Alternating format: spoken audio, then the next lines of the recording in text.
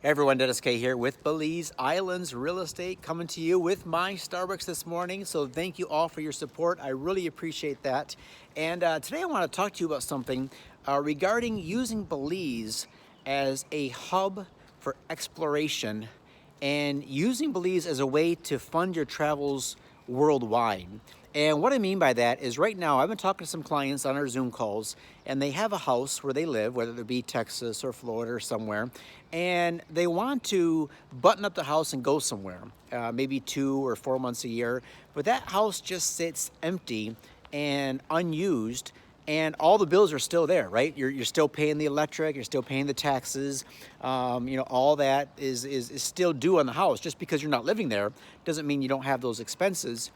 And one of the things that came up is the opportunity people have when they have a place in Belize, whether that be a condo or an apartment or a single family home, the ability to use it themselves, okay, year round if they want. Of course, they can live there full time, but if they pick the right area, then that can also be a source of income generation for them that can fund their travels around the world. So let's say for instance, someone comes down to Belize, they build a house close to Secret Beach, and that they plan on making that their permanent home.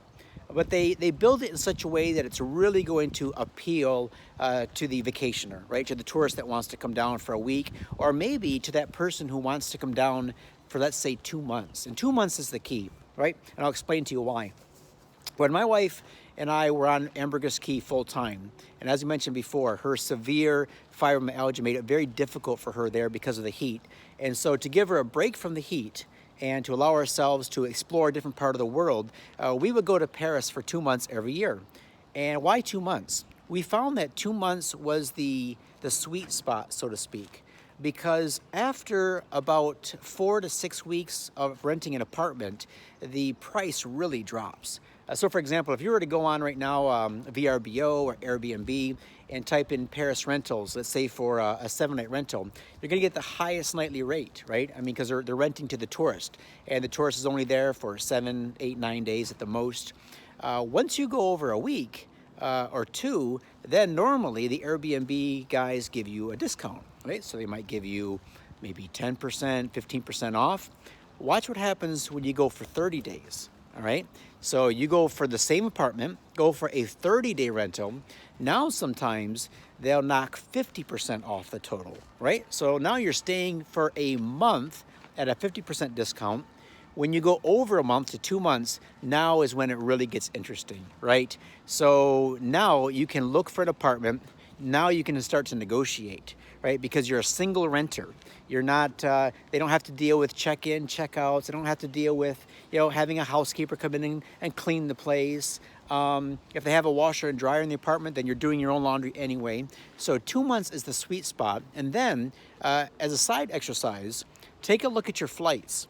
For example, if you're going to fly to Paris, let's say from Miami to Paris, business class, 2,500. Let's say you can get a ticket in economy for, let's say, I don't know, 800-900. I haven't picked that up in a while.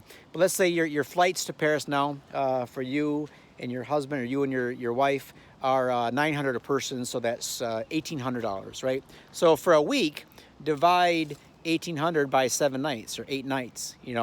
The daily rate on those flights are quite expensive. But now spread that out over 2 months. Look how insignificant the flight costs come, right? So your Airbnb is dirt cheap for 2 months. Your flight now is spread out over 60 days, right? The cost of that. So think about how much you can do now living in Paris for 2 months. So that's why we went for 2 months, right? So our cost of our flight was amortized over 60 days. I think it's a real word, right? Amortized. I don't know, spread out over 60 days. The Airbnb was cheaper. Also, we found ourselves cooking more in the apartment. So it was great. We would go out and get cheap $3 bottles of wine, which the French have great wine, pick up some cheese, pick up some bread, and that would be our dinner. It was just the way we live. So rather than hitting Paris for 7 days and eating at all the high-end expensive restaurants and rushing everything, we still went out to eat to some nice restaurants, but we spread that out over 2 months, So the reason I'm bringing all this up is many of you, like the family I had on the Zoom call yesterday, You said you were world travelers and that you love to travel, and that yes, you want to be in Belize, but you also want to you also want to be able to go to Europe easily. You want to go to Eastern Asia. You want to go all over the world. Your trip to Bali was canceled because of COVID, so you still want to go on that trip. Well, here's what you can do. Have your place in Belize, build your home in a way so that it appeals to the overnight guest, and then when you want to go on that 2-month trip to Europe or East Asia or wherever else you want to go, rent that apartment out. Have somebody else cover your bills and put some money in your pocket. Imagine this, they'll cover all your bills and they'll probably end up paying for your flights and your Airbnb. Because here's the thing on Ambergris Caye, there is a huge shortage of long-term rentals. Right? Now we got to look at the legalities of some of this, because normally a long-term rental is considered 6 months or more. It's a different way to rent, but you can certainly give a discount renting by the night if they book 2 months. Good for you, good for them. They just paid for your trip around the world. And now imagine if you do that every year for 5 years, right?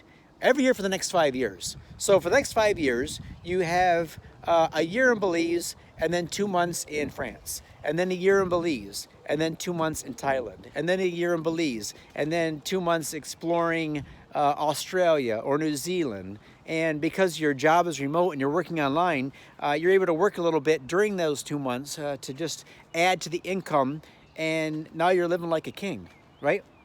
So think about that, how Belize can be a stepping stone to world travel and exploration. That's some good stuff right there. I don't even know if I can add anything to that. Yeah, all right. Well, that's my rant for the day. Again, thanks a lot for the coffee. I appreciate it. And I'm looking forward to working with all of you, making your dreams a reality just as soon as we can. Jump on that Zoom call with me, hit me up on the link below, and let's chat.